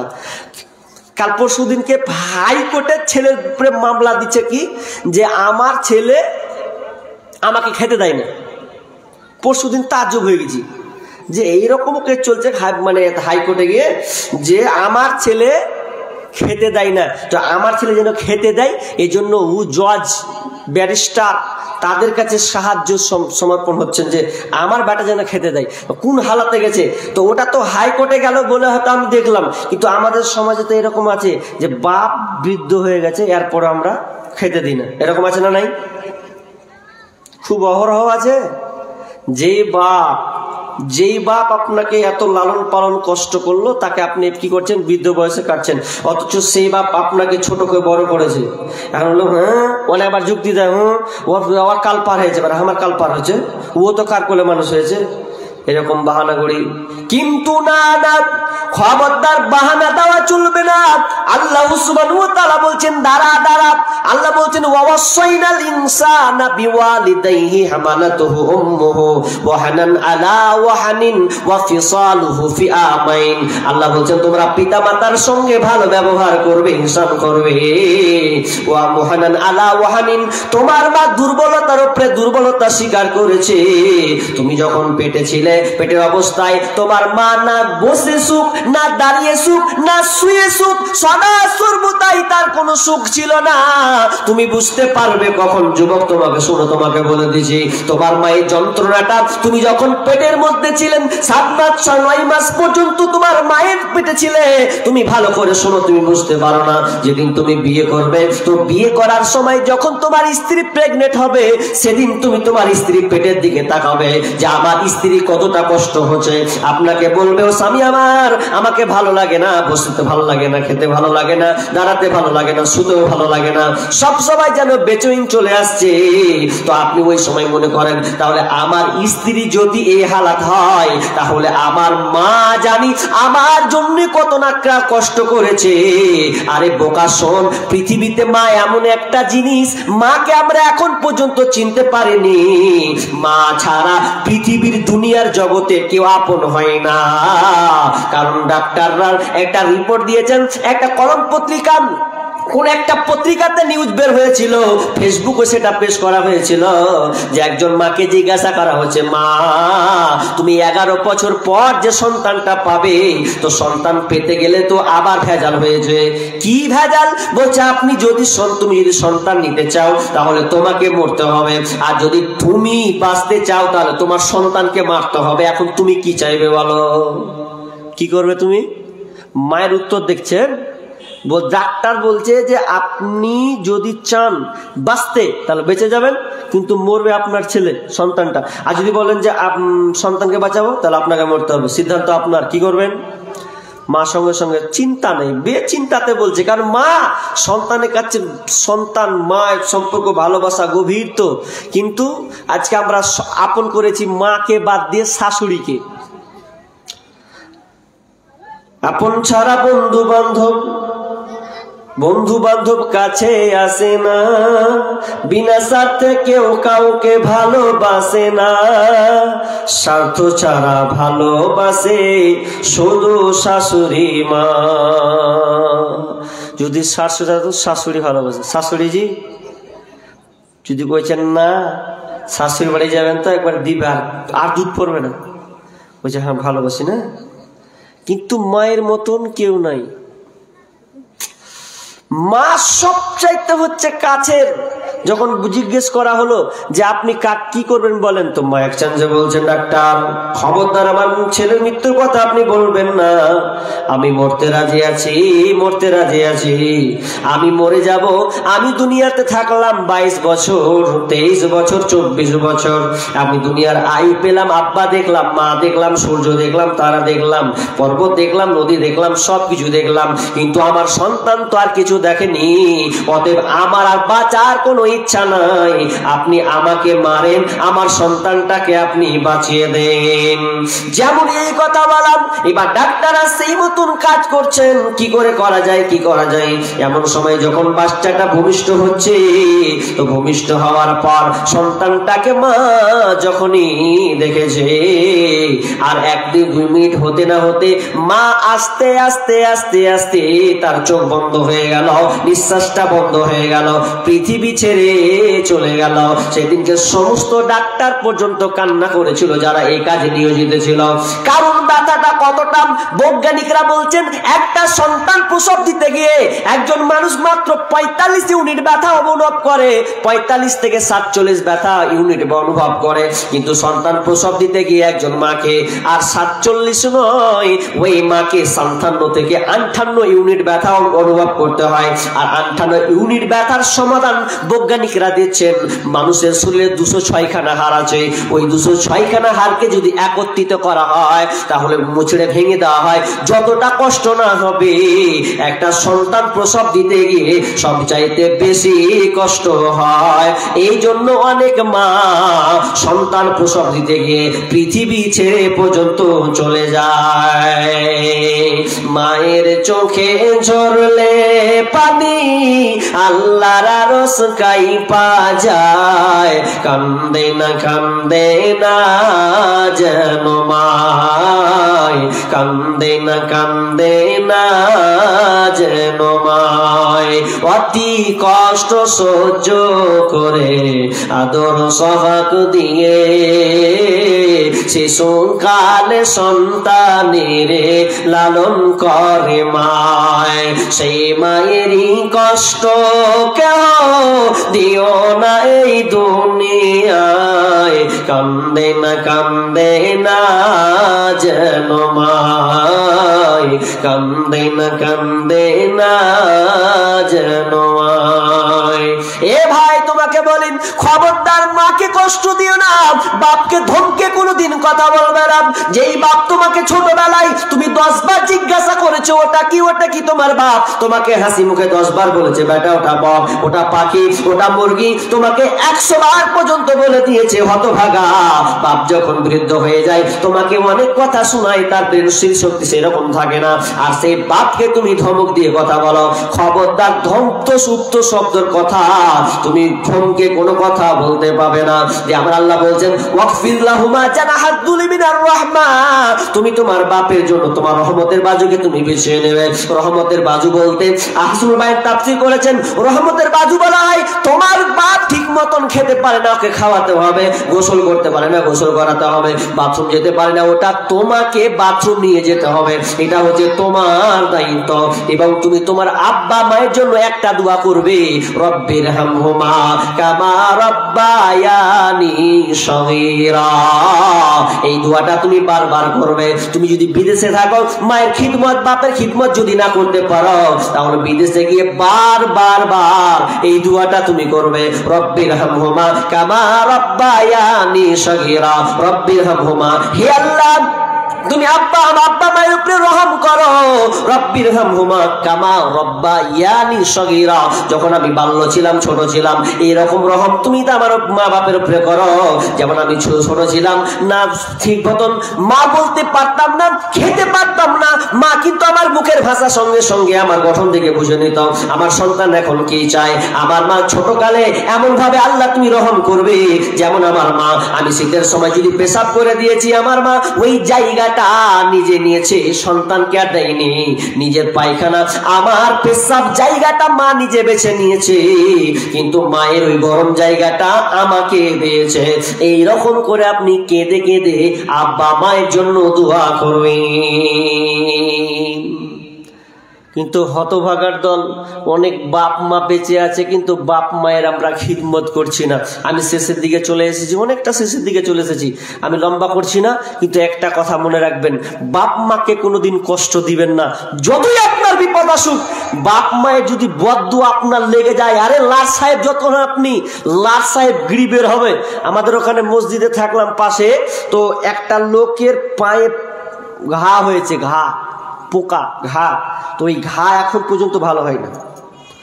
আমি পাশে জানতে পারলাম যে লোকটা যে ঘা ভালো হয় না, তো কোত্থেকে এটা হলো?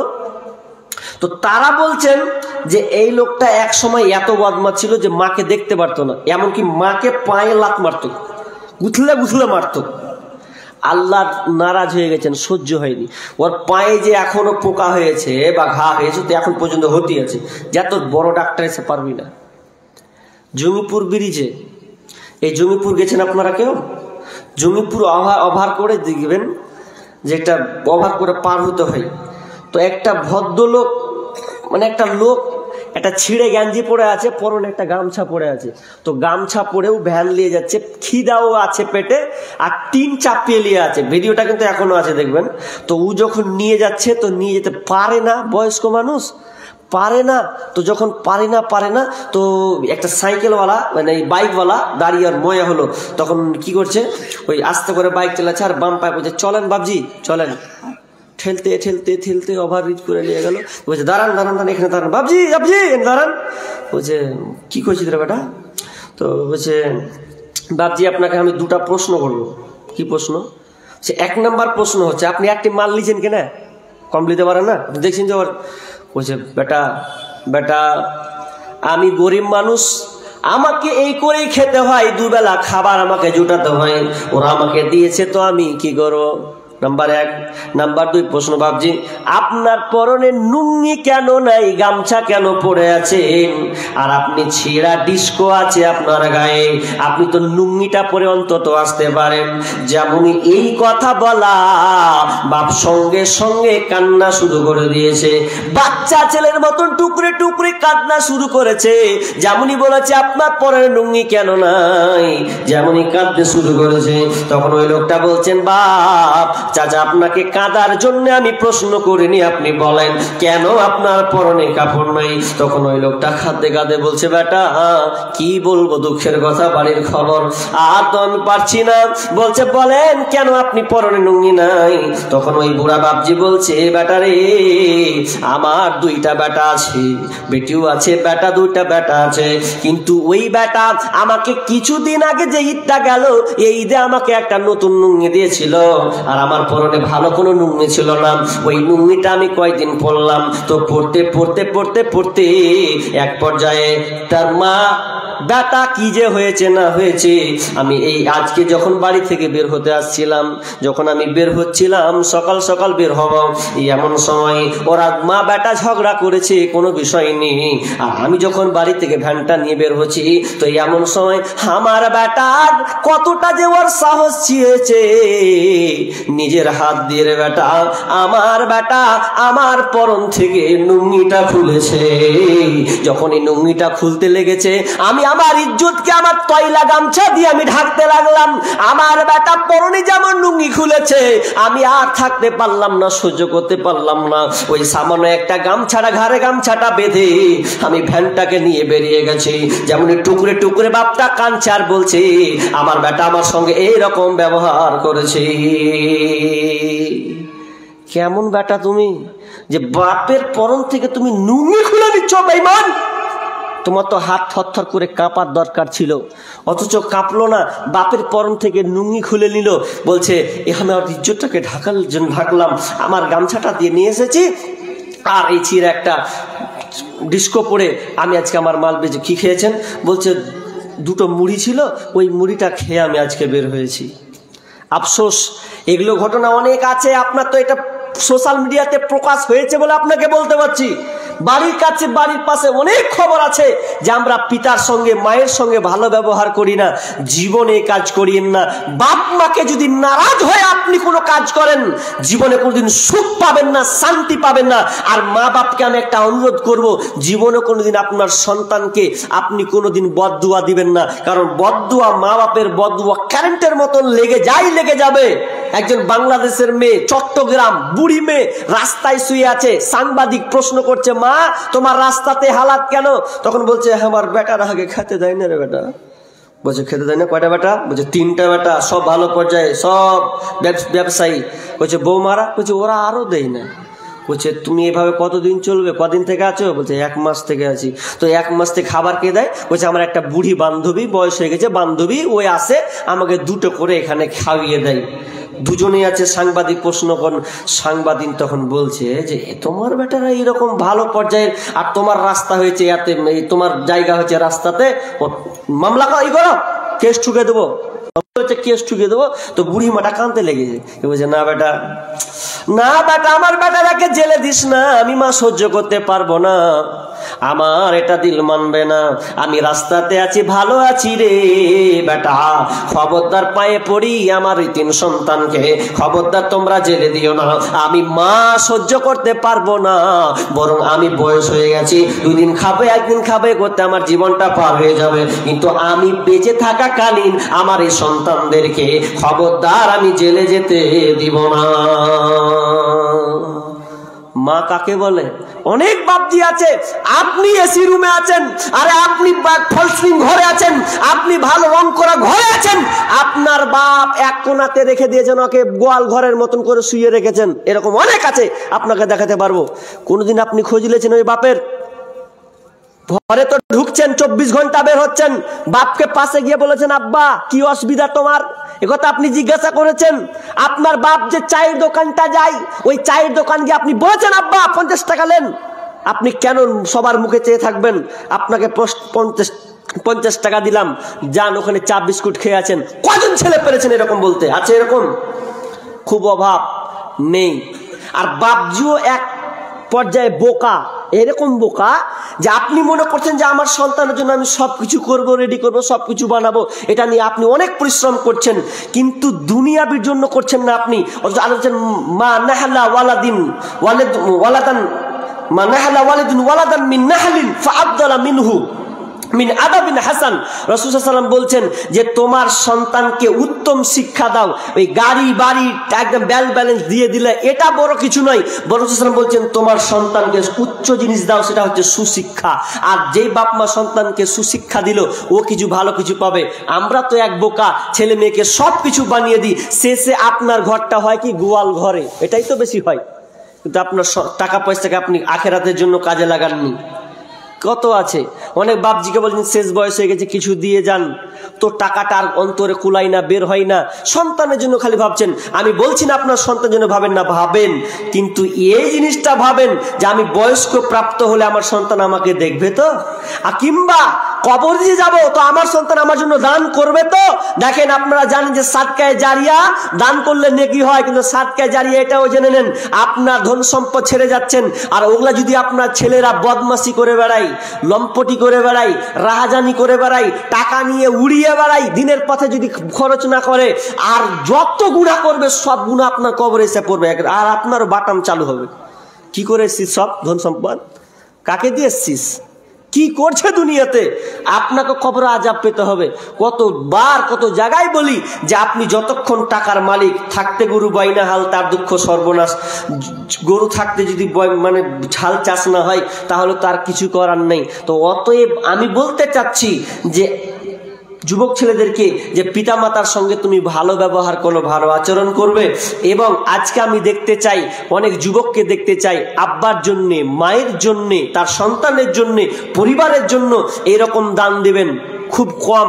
আমি বুক ফুলিয়ে বলতে পারি এবছর প্রায় 80-90 ঠেকলো, আজ জালসা ঠেকলো, কিন্তু কথাটা হয়ে গেছে কি যে আজকে আমাদের বর্তমানে প্রেক্ষাপটে এরকম হয়ে গেছে যে আমরা সন্তানদেরকে যদি আপনার সন্তানকে বলি যে আব্বা বেঁচে আছে, তো আব্বা বেঁচে গেলে থাকেন, কে একজন ভাই দাঁড়াও তো, যে আব্বা দেখুক আমি 5,000 দিলাম আমার আব্বার জন্যে, 2,000 দিলাম মায়ের জন্যে, আর বাপ মা দেখবে, এরকম আশা নিয়ে কে কে থাকে? আছে? আরে মরার পরই তো খবর লাই না, মরার পরই তো খবর লাই না, তো আপনি বেঁচে থাকলেন আপনি কি লিখবেন, কি দেখবেন? অনেক মাহরুম আছেন নাই, খুব পুরা কপাল, কিন্তু দান করতে শিখুন। দান এমনই জিনিস, বিষ্ণু বলছেন মানুষের মাল হচ্ছে 3টা, তবে 2টা জিনিস কেটে যাবে, একটাই থাকবে, 2টাই দুনিয়াতে নষ্ট হবে, একটা থাকবে। জানেন আপনারা, আমরা নিজের মালকে ভালোবাসি না পরের মালকে ভালোবাসি ভাই? হ্যাঁ, একটু বুদ্ধিটা দেন। নিজের মালকে ভালোবাসি না, সাহাবীরা ওটাই বলছে যে নিজের মালকে ভালোবাসি। আল্লাহ বলছেন না, তোমরা পরের মালকে ভালোবাসো, নিজের মাল কি এটা তো শিখনি। নিজের মাল 3টা, তুমি যেটা খাও ওটা তোমার, তুমি যেটা পরনে পরো ওইটা তোমার, আর 3 নাম্বার হচ্ছে যেটা তুমি আল্লাহ রাস্তায় জমা করো ওটা তোমার। বাকি 2টা ফের আবার টিকবে না, যেটা খাচ্ছ ওটা তোমার, কিন্তু ওটা দুনিয়াতে শেষ হয়ে যায়, হয় না? খেলেন 6 ঘন্টা পর পায়খানা হবে কি হবে না? হবে, ওটা টিকলো না। পরনে কাপড় আছে, পুরাতন হয়ে যাবে, এটাও ভ্যানিশ হয়ে যাবে, কিন্তু একমাত্র তোমার নিজের সম্পদ ওটা, সেই ব্যক্তি চালাক, নিজের সম্পদ যে নিতে পারলো এবং আল্লাহ রাস্তায় নিজে হাতে ব্যয় করতে পারলো, আখেরাতে জমা করলো, ওই হচ্ছে নিজের মালকে গচ্ছিত করলো। তাহলে আমরা কত বোকা। আচ্ছা ভাই, এবার চলেন 10,000 টাকা দেনেওয়ালা, এটা মাদ্রাসার জালসা, অনেক দিন থেকে আসছেন, আর আমি যেটা শুনলাম আপনারা এই মাদ্রাসাকে খুব ভালোবাসেন, দানও ভালো হয়, না হলে এত সুন্দর করে মাদ্রাসা টিকে আছে কি করে? তো একটা লোকের কাছে আমি আবদার করব, 10,000 টাকা দেনেওয়ালা, আল্লাহর হস্তে, কালকেও জালসা আজকেও জালসা, আমি আর চলে যাবো আর আসবো না, কিন্তু আমিও আশাবাদী, আমি একজন মুসাফির হিসাবে আমি একটা লোকের কাছে 10,000 টাকা নিব, 10,000 বেশি নয়, 10,000 টাকা নিব, আব্বার জন্যে কিংবা মায়ের জন্যে, পরিবারের জন্যে। আল্লাহর রাস্তায় একজন বলুন আল্লাহ রাস্তায় যে আমি 10,000 টাকা দিব। মা বোন আপনাদের মধ্য থেকে বলেন 10 না আছে 5,000 দিব কিংবা 2,000 দিব। সিমেন্ট লিখাবেন, সিমেন্ট নিব। আপনি যে চাষটা করেন, যেটা ভালোবাসেন ওটা দিবেন, ওটাও নিব। আল্লাহর রাস্তায় আগে প্রথমে একটা বলেন 10,000 দেনেওয়ালা, আব্বার জন্যে, মায়ের জন্যে। কোন একজন আছেন? 10,000 বেশি নয়, একটা কলম আমি চাই। ওই সবচাইতে প্রকৃত চালাক, যে নিজের হাতে লাখ লাখ টাকা থাকতে কিছু টাকা নিজের হাতে দিয়ে চলে গেল, মারা গেল পৃথিবী ছেড়ে, ও হচ্ছে সবচাইতে বড় সৌভাগ্যবান। একজন লোক বলেন 10,000 হবে না ভাই? আল্লাহর হস্তে 10 হবে? হ্যাঁ, এনি হবে 10 নাকি? লিখে দেবো। মাশাআল্লাহ, লিল্লাহি তাকবীর, আল্লাহু আকবার। ভাই তাকবীরটাও দিতে পারবেন না? না, ওটা তো পয়সা লাগবে। মানুষকে একটা আনন্দ, একটা উৎসাহ, একটা দোয়া দিতে হবে আপনাকে, এটা আপনার কাজ, দিতে হবে। তিনি 10,000 টাকা, নামটা একটু বললেন? জালাউদ্দিন। তো জালাউদ্দিন ভাই তিনি 10,000 টাকা লিখতে বললেন। আমি খুব খুশি হলাম যে যাক, প্রথমে এক্সচেঞ্জে একটা 10,000 টাকা পেলাম। রব্বুল আলামিন, আল্লাহুম্মা আনতাস সালামু ওয়া মিনকাস সালাম তাবারাকতা ইয়া জাল জালালি ওয়াল ইকরাম। রব্বুল আলামিন প্রথম চান্সে আমি 10,000 চেয়েছি। মালিক রে, বেশিক্ষণ নয়, তুমি তো দেখলে। মালিক সঙ্গে সঙ্গে বলে উঠে গিয়ে, আল্লাহ তোমার রাস্তায়, তোমার এই মাদ্রাসায়, ফুল বাগানে 10,000 টাকা দিয়েছেন। আল্লাহ তার দানকে আল্লাহ তুমি কবুল করে নাও। যে উদ্দেশ্যে দিয়েছে আশা পূর্ণ করে দাও, বালা মুসিবত দূর করে দাও, রোজগারে বরকত দাও। মালিক যতদিন থাকবে আল্লাহ তুমি তাদেরকে সহি সালামতে রাখিও। তার আত্মীয় স্বজন যদি কবরস্থ থাকে আল্লাহ তুমি তাদের কবরকে প্রশস্ত করে দিও, জান্নাতে বিছানা বিছিয়ে দিও। আল্লাহ দুনিয়াতে যতদিন থাকবে সুখে শান্তিতে রাখিও। আল্লাহ বিপদ আপদ থেকে উদ্ধার করিও। রব্বানা তাকাব্বাল মিন্না ইন্নাকা আনতাস সামিউল আলিম। আমিন সুম্মা আমিন। আমরা হইলাম মাটির মানুষ, মাটি হবে বিছানা। অন্ধ ঘরে নাই রে বাতি, খালি হাতে যাইও না। অন্ধ ঘরে নাই রে বাতি, খালি হাতে যাইও না। মালাকুল মউত হাজির হবে, প্রাণটা তোমার কেড়ে নেবে। মালাকুল মউত হাজির হাজির হবে, প্রাণটা তোমার কেড়ে নেবে। এক সেকেন্ডের সময় নাই তোর, ছাড়বি সাধের দুনিয়া। অন্ধ ঘরে নাই রে বাতি, খালি হাতে যাইও না। অন্ধ ঘরে নাই রে বাতি, খালি হাতে যাইও না। আর একটা 10,000 হবে না জোড়া? একজন তো হয়েছে, তো উনার জোড়া একজন হন। দেখেন আল্লাহ আপনাকে পৃথিবীতে অনেক টাকা পয়সা সম্মান দিয়েছেন আপনাকে, আর আজকে আপনি টাকা লাড়ছেন, মরে গেলে আর চিরকালের তোলা আপনার বন্ধ তো বন্ধ তো বন্ধ। ওই জন্য আমি সব জায়গায় একটা কথা বারবার বলি, রিপিট, কিছু কিছু কবিতা লিখতে হয় তো বারবার বলি, আপনি যতদিন বেঁচে আছেন, যদি আপনি মরে যান তাহলে আপনার ধন সম্পদ খাবে লোকে, আর যখন আপনি কবরে যাবেন তখন আপনার দেহটা খাবে পোকাতে। যতদিন বেঁচে আছেন, মরে গেলে আপনার ধন সম্পদ খাবে লোকে, আর যেদিন আপনি কবরে যাবেন সেদিনকে আপনার দেহটা খাবে পোকাতে। মাশাআল্লাহ, 1000 টাকা নগদ করে দিই। লিল্লাহে তাকবীর, আল্লাহু আকবার। যিনি ভাই তিনি 1000 টাকা বাকি নগদ দিলেন, আর 9000 টাকা তিনি লিখিয়ে দিলেন। মালিক রে, মালিক তোমার আল্লাহ তার কুন্নিক সন্তান আব্বার জন্য, মালিক রে, আহা আব্বা কত বড় নেয়ামত, আব্বা থাকলে কত না ভালো লাগে, কিছু না করলে আব্বা ডাকটাই কি সুমধুর। মালিক তিনি আব্বার জন্য নেক সন্তান হিসাবে 10,000 টাকা দিয়েছেন। মাহমুদ আল্লাহ তোমার এই মসজিদকে, এই মাদ্রাসাকে উন্নতি করার জন্য, এই ফুল বাগানকে আরো উন্নয়ন করার জন্য, উজ্জ্বল করার জন্য, মালিক তোমার এই মাদ্রাসায় কোরআন সুন্নাহ, কোরআন তেলাওয়াত হয়, যেখানে তোমার ইবাদত হয় শুধুমাত্র তোমার তাওহীদের প্রতিষ্ঠার জন্য, মালিক তার আব্বাকে স্মরণ করে 10,000 টাকা দিয়েছে। মালিক আল্লাহ তুমি তার বাপকে ক্ষমা করে দাও। মালিক তার কবরস্থ হয়ে আছে, আল্লাহ যে হালাতে আছে, মাহবুব জানি না কি হালাতে আছে, আল্লাহ তুমি তার কবরকে প্রশস্ত করে দাও, অন্ধকার কবরকে উজালা করে দাও, অন্ধকার কবরকে আলো করে দাও, জান্নাতি বিছানা বিছিয়ে দাও, পরনে কাপড় পরিয়ে দাও। আমিন সুম্মা আমিন। খিদমত মা বাবার করো, খিদমত মা বাবার, বুঝেছে মা কি জিনিস, বুঝেছে মা কি মানি যাহার, খিদমত মা বাবার করো, খিদমত মা বাবার। ভাই আর নেই বলেন আল্লাহর রাস্তায়, আরে 5,000 বলেন, অন্তত 5,000 টাকা 5 জন বলেন যে ইনশাআল্লাহ।